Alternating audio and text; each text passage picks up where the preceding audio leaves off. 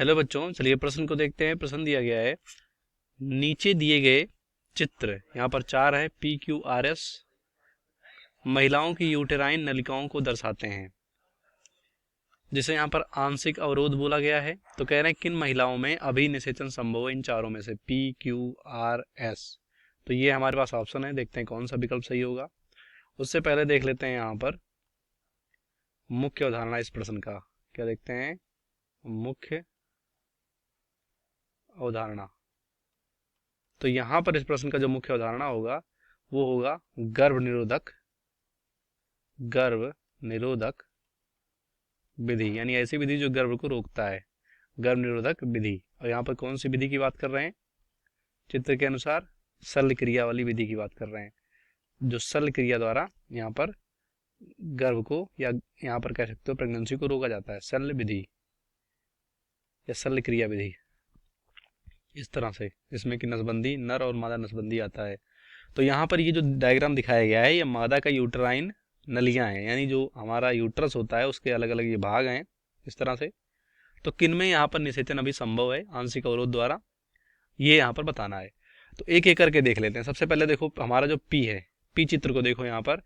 तो यहाँ पर क्या किया गया है, यहाँ पर जो हमारा P है, इसमें देखो यहाँ पर आंशिक अवरोध किया गया है, यानी नली है इस तरह से, जहां से एग, यहाँ से एग निकलेगा इस तरह से अंडाशय से, और ये सीधे इधर आएगा। तो यहाँ पर ये नली है, तो इसको इस तरह से आधा इसको बांध दिया गया है, मतलब पूरी तरह से नहीं बांधा गया। तो आंशिक अवरोध है P में, तो आंशिक अवरोध है यहाँ पर। इसका मतलब यहाँ पर निषेचन क्या है? निषेचन होगा, मतलब अंडाणु जो है शुक्राणु से मिल जाएगा, ये भी सही है। उसके बाद बात करें अगर हम Q की, तो देखो Q में क्या है? पूर्ण अवरोध है, मतलब दो हमारे पास अंडवाही नलिका होती हैं और दोनों में किसी में भी निषेचन हो सकता है, जिस साइड से जहां पर एक महीने में एग निकला हो।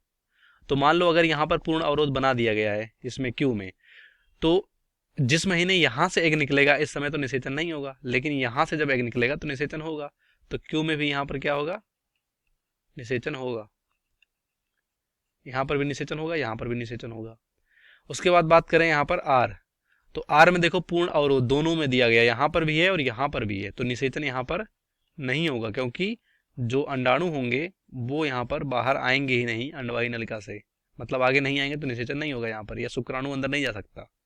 उसके बाद S की बात करें, देखो डिम्बावहनी काटी गई है और बांधी गई है, यानी यहाँ पर क्या किया गया है? नसबंदी किया गया है, नसबंदी।